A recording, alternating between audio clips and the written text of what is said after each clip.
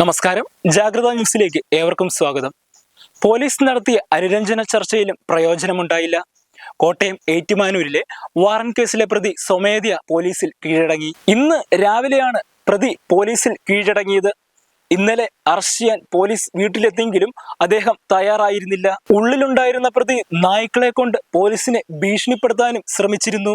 Ettumanoor central ജംഗ്ഷനിൽ 3 നില കെട്ടിടത്തിന് മുകളിലെ സ്വന്തം മുറിയിൽ ഇരിക്കുകയായിരുന്ന ഏറ്റുമാനൂർ സ്വദേശിയെ അറസ്റ്റ് ചെയ്യാനെത്തിയ പോലീസിനെ 2 നായ്ക്കളെ കൊണ്ട് പ്രതിരോധിക്കാനാണ് ഇന്നലെ പ്രതി ശ്രമിച്ചത്.